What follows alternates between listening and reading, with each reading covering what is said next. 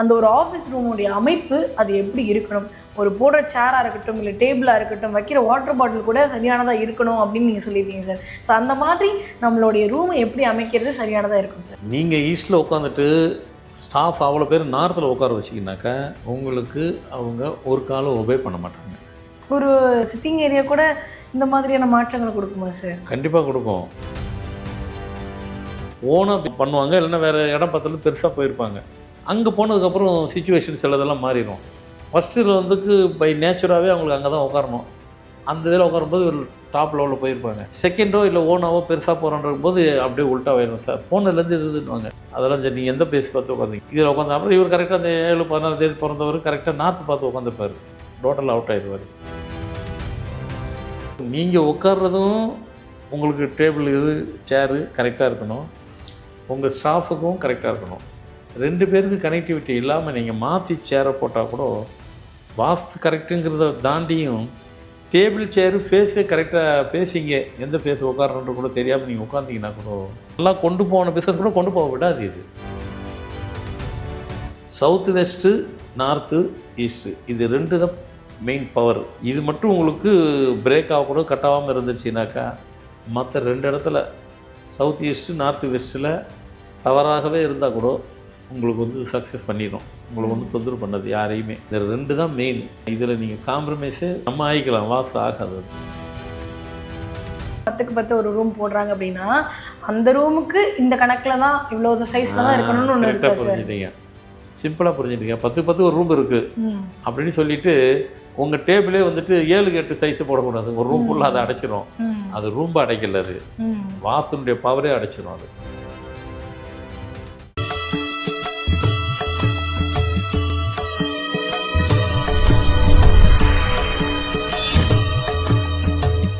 Format numerology நேயர்களுக்கு நர்மதாவின் அன்பான வணக்கம். நம்மளுடைய சேனலில் தொடர்ந்து பல்வேறு விதமான ஆன்மீக தகவல்கள் பார்த்துட்ருக்கோம். அந்த வகையில் நம்மளுடைய ஆஃபீஸ் ரூமில் போடக்கூடிய சேர்ஸ் டேபிள் கூட எந்தெந்த திசையில் இருக்கணும், அது எங்கே இருந்தால் என்னென்ன மாதிரியான பலன்கள் நமக்கு கொடுக்கும் அப்படின்றத பற்றின ஒரு தெளிவான விளக்கம் கொடுக்கறதுக்காக நம்ம கூட இன்னைக்கு ஃபார்மட் நியூமராலஜியினுடைய தந்தை டாக்டர் மகாஸ் தனசேகர் ராஜா அவர்கள் அணிஞ்சிருக்கிறாங்க. வணக்கம் சார். வணக்கம்மா சார். நம்ம எல்லா விதமான தகவல்களையும் மக்கள் கொடுத்துட்ருக்கோம் சார். ஆன்மீகம் சம்மந்தமாக இருக்கக்கூடிய பல்வேறு விதமான தகவல்கள், அதாவது நம்பர்ஸ் மட்டும் இல்லாமல், வாஸ்து மட்டும் இல்லாமல், எளிமையாக மக்களுடைய வாழ்க்கையை ரொம்ப சுபிக்ஷமாக நடத்துறதுக்கு என்னென்ன விஷயங்கள் எல்லாம் கொடுக்கணுமோ அதை தொடர்ந்து நம்ம பதிவுகளில் கொடுத்துட்ருக்கோம் சார். அதே மாதிரி தான் இன்றைக்கி ஒரு பதிவு இதில் கொடுக்க போகிறோம் சார். என்னென்னா நம்மளுடைய ஆஃபீஸ் ரூம் ஒரு பாசிட்டிவிட்டி நிறைஞ்சிருக்கணும். அங்கே நடக்கக்கூடிய வேலைகள் எல்லாமே சரியானதாக நடக்கணும், பண வரவு நிறைய நிறைஞ்சிருக்கணும். இது எல்லாத்தையும் நடத்தி கொடுக்கணும் அப்படின்னா அந்த ஒரு ஆஃபீஸ் ரூமுடைய அமைப்பு அது எப்படி இருக்கணும், ஒரு போடுற சேராக இருக்கட்டும் இல்லை டேபிளாக இருக்கட்டும், வைக்கிற வாட்டர் பாட்டில் கூட சரியானதாக இருக்கணும் அப்படின்னு நீங்கள் சொல்லியிருக்கீங்க சார். ஸோ அந்த மாதிரி நம்மளுடைய ரூமை எப்படி அமைக்கிறது சரியானதாக இருக்கும் சார்? கண்டிப்பாக அதெல்லாம் ரொம்ப முக்கியம். ஏன்னா ஒரு பிஸ்னஸில் ஒரு பாஸ் இருக்கிறார், ஒரு சேர்மனாக இருக்கிறாரு, ஒரு எம்டியாக இருக்கிறாரு, ஒரு டைரக்டராக இருக்கிறாரு, அவருக்கு கீழே அவருக்கு அடுத்து விபி இருப்பாங்க, ஜிஎம் இருப்பாங்க, அதுக்கு கீழே தான் ஸ்டாஃப், மற்றவங்களாம் ஸ்டாஃப் இருப்பாங்க. இப்போது இதுவும் நம்பரில் கனெக்டிவிட்டி உள்ளது தான். அது ப்ளைனாகவும் சொல்லிட முடியாது. ஒரு நம்பர் இருக்குது, நான் அதை அப்படியே அதையும் சொல்லிக்கிறேன். இப்போ டேபிள் சேர்லாம் எப்படி இருக்கணும், எங்கே இருக்கணும், எந்த ஃபேஸ், மெயினாக எந்த ஃபேஸை பார்த்து உட்காரணும், அது ரொம்ப இம்பார்ட்டன்ஸு. இப்போ ஒரு சேர்மன் இருக்கிறாரு ஒரு கம்பெனியில், அவர் உதாரணத்துக்கு 12ஆம் தேதி பிறந்திருக்காருன்னு வச்சுப்போம். 12ஆம் தேதி பிறந்திருக்கிறேன் நான் எந்த ஃபேஸ் பார்த்து உட்காரணும் அப்படின்னாக்கா அவர் உட்கார்றது ஈஸ்ட் பார்த்து உட்காரணும். ஃபேஸ் டு ஈஸ்ட்டு அப்படி இருக்கணும். ஈஸ்ட்டை பார்த்து நோக்கி உட்காரணும். இப்போ அவர் ஈஸ்ட்டு பார்த்து உட்காந்துட்டார். இப்போ அவருக்கு அடுத்தது அவர் எங்கே உட்காரலாம் அப்படின்னாக்கா, அடுத்ததுனாக்கா வைஸ் பிரசிடெண்ட்டு, விபி இல்லைன்னா ஜிஎம், அது மாதிரி 2வது டைரக்டரு, எக்ஸிக்யூட்டிவ் அப்படின்னா இருந்ததுனாக்கா அவங்க நார்த் இருக்கலாம். அப்படி இல்லைனாக்கா இவர் நார்த் உட்காந்துக்கிறலாம், அவங்க ஈஸ்ட் உட்காந்துக்கிறலாம். சரிங்க, உட்காந்துட்டாங்க. ஸ்டாஃபெல்லாம் நிறைய பேர் இருக்காங்களா, அவங்கள எங்கே உட்கார வைக்கலாம், அவங்கள எல்லாம் வெஸ்ட்டு பார்த்து உட்கார வச்சுருங்க, இல்லைன்னா சவுத்து பார்த்து உட்கார வச்சுருங்க. நீங்கள் அதை செய்யாமல் அப்படி இருந்ததுனா தான் நீங்கள் என்ன டிக்டேட் பண்ணுறீங்களோ அவங்க அதை ஒபே பண்ணுவாங்க. நீங்கள் ஈஸ்டில் உட்காந்துட்டு ஸ்டாஃப் அவ்வளோ பேர் நார்த்தில் உட்கார வச்சிங்கனாக்கா உங்களுக்கு அவங்க ஒரு காலம் ஒபே பண்ண மாட்டாங்க. ஒரு சிட்டிங் ஏரியா கூட இந்த மாதிரியான மாற்றங்களை கொடுக்குமா சார்? கண்டிப்பாக கொடுக்கும். ஒபே பண்ண மாட்டோம். நிறைய பேருக்கு பார்த்திங்கன்னா இப்போ நம்ம சொல்கிறது சிம்பிளாக சொல்லிட்டோம். இப்போ அவங்க பிஸ்னஸில் அப்படியே யோசிப்பாங்க, ஆமாங்க எங்களுக்கு பிஸ்னஸில் நல்ல பிஸ்னஸுங்க, நல்ல லாபங்க. ஆனால் வந்து இந்த ஸ்டாப் மட்டும் அமைய மாட்டேதுன்னுவாங்க. ஸ்டாப்லாம் அமைஞ்சிருச்சு, அவங்கள உட்கார வைக்க தெரியல இவங்களுக்கு. அவங்கள கொண்டு போய் நார்த்து ஃபேஸில் உட்கார வைக்கிறீங்க. நார்த்து ஃபேஸில் நீங்கள் உட்கார வச்சிங்கன்னா என்ன ஆச்சுன்னு கேட்டிங்கன்னா, உங்களை அவங்க ஒபே பண்ண மாட்டாங்க. ஒரு ஆஃபீஸ்னாக்கா மேலே இருக்கிறவங்க சொல்கிறத ஒபே பண்ண தான் பிஸ்னஸ் கரெக்டாக பிஸ்னஸ் நடக்கும். நீங்கள் சொல்கிறத அவங்க கேட்கவே இல்லைன்னு போது நீங்கள் அப்புறம் எங்கள் பிஸ்னஸ் எப்படி உங்களுக்குள்ள ஒரு கண்டினியூட்டி இருக்கும், எங்கேயுமே கனெக்ஷன் ஆகாது. அதே இது வந்து பார்த்திங்கனாக்கா, இப்போது இப்படி சொல்லிட்டேன். இப்போ இன்னொரு கம்பெனி, இது ஒரு கம்பெனி, இன்னொரு கம்பெனி. அவர் வந்து பார்த்திங்கன்னா 7ஆம் தேதி பிறந்திருக்கிறாரு, 16ஆம் தேதி பிறந்திருக்கிறாரு. அவர் வந்து எந்த ஃபேஸில் உட்காரலாம் அப்படின்னு பார்த்தீங்கன்னாக்கா வெஸ்ட்டில் தான் உட்காரணும். அவர் இப்போ ஒவ்வொரு பிறந்த தேதி பொறுத்துமே வந்து மாறும், அந்த ஆஃபீஸ் அமைப்பு மாறும். இவர் இப்போ நார்த்தில் உட்காரக்கூடாது. அதாவது சில பேர் என்ன பண்ணுறாங்க, நல்ல பிஸ்னஸ்ன்றாங்க.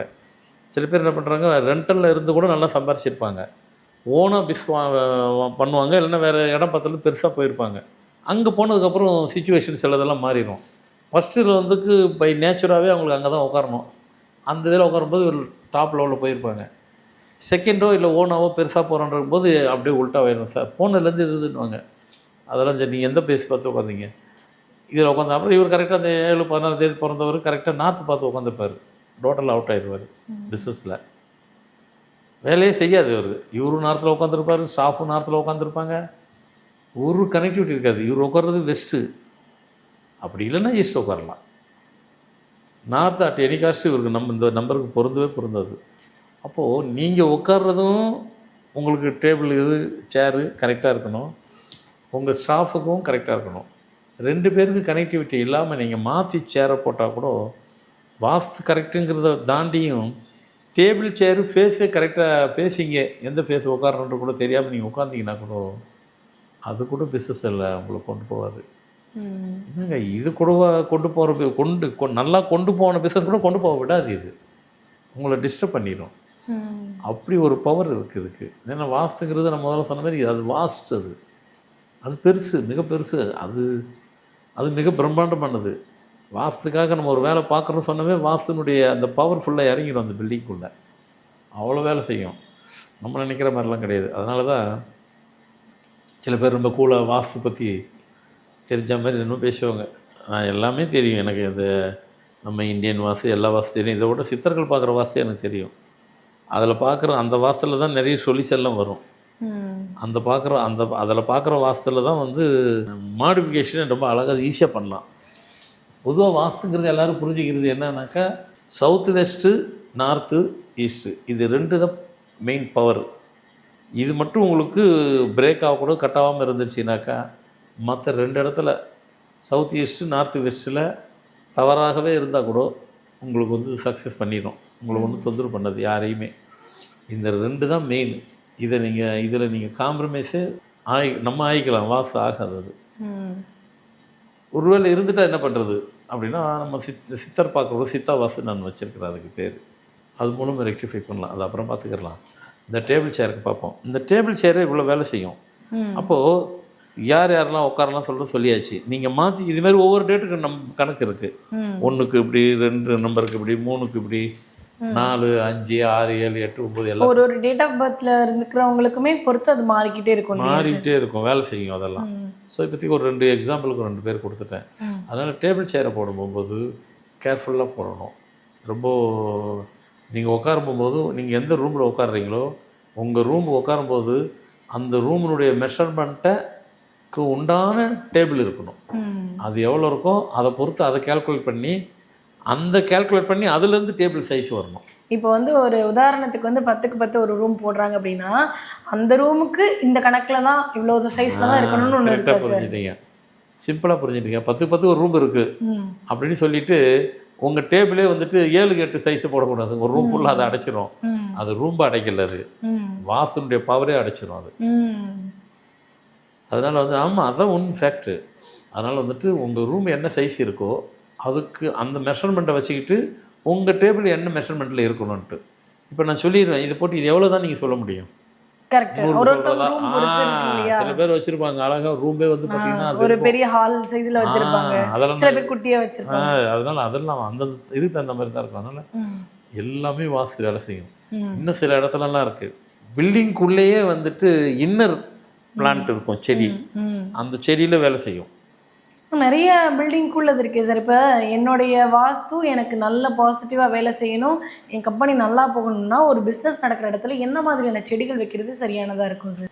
அது வந்து அந்த செடியெல்லாம் வந்துட்டு ஒவ்வொரு பிஸ்னஸுக்கு தகுந்த மாதிரி தான் செடி வரும். ஓ, பிஸ்னஸ்க்கு தகுந்த மாதிரியும் மாறும். சரி, ஆமாம், அதை தான் அதனால தான் நானே சொல்ல வந்தேன். ம். அந்த செடி கூட வேலை செய்யும். அந்த செடி கூட எந்த இடத்துல வைக்கணுன்றது. சார் ஒரு உதாரணத்துக்கு கேட்கலாம் சார். ஒரு பொட்டிக் வச்சிருக்கிறாங்க, ஒரு துணிக்கடை வச்சிருக்கிறாங்க அப்படின்னா, இன்னைக்கு இருக்கிற காலகட்டத்தில் கஷ்டன்னு இருக்க துணிக்கடையை விட இந்த பொட்டிக் ஸ்டைலில் இருக்கிற துணிக்கடைகள் வந்து ரொம்ப பிரியமாக வந்து மக்கள்லாம் போய் வாங்குறாங்கன்றப்போ அங்கே அழகுக்காக ஒரு செடி வைக்கிறாங்க அப்படின்னா அது எந்த இடத்துல வைக்கிறது சரியானதாக இருக்கும் சார்? பொட்டிக்கெல்லாம் துணி கடை அதுக்கு வந்துட்டு செடி வைக்க செடி வைக்கக்கூடாது, ஆஃபீஸ் மாதிரி இருக்கிறது. அதுதான் சொல்ல வந்தேன். அதனால் அதுக்கு தகுந்த மாதிரி மாறிடும். ஸோ அதனால் வந்துட்டு ஏன் சொல்கிறேன்னாக்கா, அவங்க என்ன பண்ணுறாங்களோ இது இப்போ இந்த இப்படி சொன்னால் புரியும். இன்டீரியர் டெக்கரேட்டர்னு இருக்குது. ஆமாம். அதெல்லாம் வந்துட்டு என்னென்ன வைக்கலாம் எதை வைக்கலாம் அப்படின்னு கேட்டால் என்னென்ன சொல்ல முடியும்? அவர் பில்டிங்கை பார்ப்பாங்க சொல்லுவாங்க. அதுமாதிரி வாஸ்துக்கு என்னென்ன செய்யலாம் அப்படி போயிட்டு ஃபுல்லாக ஒரு ரவுண்ட் பண்ணிவிட்டு அதுக்கப்புறம் நோட்ஸ் மாதிரி எழுதிட்டு இது வைங்க அதை வைங்க அப்படி வைங்க அப்படின்னு சொல்லி அதுக்கப்புறம் தான் சொல்கிறது. அது எதுவுமே இல்லைன்னா ரோஸ் கூட வைங்கன்றுவேன். எதுவுமே இல்லைன்னாக்கா மல்லிகைப்பூ கூட வச்சிடலாம். ஒன்றும் பெரிய மல்லிகைப்பூ வைக்கிறதுக்கு ரோஸ் வைக்கிறதுக்கு ஒரு பெரிய கணக்கு இல்லை, யாருனாலும் வச்சுக்கிடலாம். பட் என்ன மெயின்டைன் பண்ணணும் நீங்கள் கரெக்டாக. அதுக்கு என்ன ஒன்று பெரிய இது என்னன்னாக்கா, அதுக்கு உங்களுக்கு வெயில் இல்லாமல் அது வராது. அது வேணா உள்ள இன்னரில் வரக்கூடாது. அவுட்டரில் உங்கள் பில்டிங்கில் அவுட்டரில் பால்கேன் மாரி வருதுங்களா, வெளிச்சம் வராமல் வெயில் வர மாதிரி இருக்கணும். அங்கே வச்சு விட்ருங்க, அது வேலை செய்யாது. இப்போதைக்கு இது சேஃப்டி. இதில் ஒன்றும் உங்களுக்கு ஒன்றும் எந்த யாருனாலும் வச்சுக்கலாம், எந்த பிஸ்னஸ்னாலும் வச்சுக்கலாம். அதனால் வந்து வாஸ்துவில் வந்துட்டு ஒரு செடியில் கூட வேலை செய்யும். கண்டிப்பாக ஒரு டேபிள் சேரும் வேலை செய்யும். நீங்கள் வந்துட்டு அந்த டைரக்ஷன் வந்துட்டு எந்த இடத்துல உங்கள் சைஸ் என்ன, மெஷர்மெண்ட் என்ன, உங்கள் அளவுகோல் என்ன. இப்போ ஒரு ஆஃபீஸ் இருக்குன்னாக்கா ஆஃபீஸுக்குள்ளேயே வந்துட்டு உங்கள் அதான் அந்த ரூமுக்குள்ளேயே எந்த ரூமு பெருசாக இருக்கணும், ஹால் பெருசாக இருக்கணுமா, ஹாலில் இருந்துட்டு அந்த ஓனர் பாஸ் இருப்பாங்க அவங்களும் அதுக்காக அது பெருசாக இருக்கணும்னு அவசியம் இல்லை. எந்த பிளேஸில் இருக்கணும், ஒவ்வொன்றும் ஒரு வேரியேஷன் இருக்கும். ஸோ எல்லாமே நீங்கள் கரெக்ட் பண்ணிட்டீங்கன்னாக்கா அந்த பிஸ்னஸ்ஸு பெரிய சக்ஸஸ் மட்டும் அல்லாமல் அந்த பிஸ்னஸ்ஸு அடுத்த தலைமுறையை உங்களை கன்வெர்ட் பண்ணி கூட்டிகிட்டு போயிடும், அழைச்சிட்டு போயிடும் வித்து சக்ஸஸோட. அதனால் இவ்வளோ விஷயங்கள் இருக்குது. நாம் இதெல்லாம் ஒன் பை ஒன்னாக எல்லாம் பொறுமையாக ஒரு பிஸ்னஸ் பண்ணுறதுக்கு முன்னாடி பொறுமையாக போன வாரம் நினச்சிங்க இந்த வாரம் ஆஃபீஸ் ஓப்பன் பண்ணணும்னு நினைக்கிறீங்க, அப்படி செய்யாதீங்க. கொஞ்சம் டைம் ஒதுக்குங்க, எல்லாத்துக்கும் ஒரு டைம் கொடுத்துருங்க. அந்த டைம் பிரகாரம் அதை செய்யுங்க, ஸ்டெப் பை ஸ்டெப்பாக போங்க. அழகாக வேறு லெவலில் கொண்டு போயிடும். நீங்கள் மட்டும் சக்ஸஸ் ஆகிறது மட்டும் இல்லை, இந்த பிஸ்னஸை அப்படியே அடுத்த தலைமுறை நெக்ஸ்ட்டு ஜென்ரேஷனுக்கும் அது கண்டினியூட்டி கிடைக்கும். நான் சொல்கிறதெல்லாம் அதுக்கு சேர்த்து தான் சொல்கிறேன். சூப்பராக இருக்கும். கண்டிப்பாக சார். அடுத்த தலைமுறைக்கு எடுத்துகிட்டு போகணுன்ற ஒரு நோக்கத்தில் தான் எல்லாரும் பிஸ்னஸ் வைப்பாங்க. இன்னும் ஒரு சின்ன கேள்வி மட்டும் சார், என்னென்னா ஒரு தொழில் நிறுவனம் இருக்குது அப்படின்னா அந்த இடத்துல வந்து எல்லா ஆபியூஸும் வந்து சாமி படங்கள் வைக்கிறது வழக்கமாக உண்டு சார். அதுலேயும் பர்டிகுலராக இந்த தொழிலுக்கு இந்த சாமி படம் இல்லை, வந்து பொதுவாகவே தொழில் வைக்கணும் அப்படின்னாலே இந்த ஒரு சாமி படம் கட்டாயம் இருக்கணும் அப்படின்ற மாதிரி ஒரு தெய்வத்தினுடைய படம் சொல்ல முடியுமா சார்? பொதுவாக வந்து 5 ஃபோட்டோ ஒன்று இருக்கும், அதை வச்சுக்கிறேங்க. ஆமாம். இதை தாண்டி பிஸ்னஸ் செய்ய போகிறவர் யார், அவர் டேட் என்ன, ஒன்று என்ன கைண்ட் ஆஃப் என்ன விதமான பிஸ்னஸ் செய்ய போகிறாங்க, அப்போ அந்த ஃபோட்டோ தனியாக வரும். ஃபைனான்ஸ் பிஸ்னஸா, கன்சல்டேஷன் உள்ள பிஸ்னஸா, இல்லை ஃபுட் ப்ராடக்டா, இல்லை மேனுஃபேக்சரிங்கா, இல்லை ஏஜென்சியா, என்ன பிஸ்னஸ்ஸு, அதுக்கு தகுந்த மாதிரி அந்த ஃபோட்டோ தனியாக வரும். அப்போ சொல்லுவோம், என்னன்னு தெரிஞ்சதுக்கப்புறம் அப்போ சொல்லலாம். தொழில் பொறுத்தும் அவங்களுடைய டேட் ஆஃப் பர்த் பொறுத்தும் நம்ம தெய்வத்தினுடைய படங்களை பிளேஸ் பண்ணலாம். அப்போ மாறும். அதுக்கு முன்னாடி ஒரு சேஃப்டிக்கு ஒரு 5 ஃபோட்டோ வர மாதிரி இருக்கும். எல்லா தெய்வங்களும் அது எல்லாம் அந்த 5 தெய்வம் கவர் ஆயிடும். அது மெயின். அது இப்போ தற்சமே அதை வச்சுக்கிடலாம். அடுத்து வரும்போது அது அடிஷனலாக சேரும், அப்படி வச்சுக்கலாம். Okay sir. கண்டிப்பாக வந்து ஒரு தொழில் நிறுவனத்தில் சின்ன சின்ன விஷயங்களை கூட நம்ம வந்து பார்த்து சரியாக அமைச்சோம் அப்படின்னா அது ரொம்ப நல்ல வெற்றி பாதையை நோக்கி போகும் அப்படின்றத பற்றின ரொம்ப தெளிவான விளக்கம் கொடுத்தீங்க சார். கண்டிப்பாக இதை பார்த்துட்டு இருக்கக்கூடிய நேயர்களுக்கு ரொம்ப பயனுள்ளதாக இருக்கும் நம்புறோம். ரொம்ப நன்றி சார். வணக்கம்மா.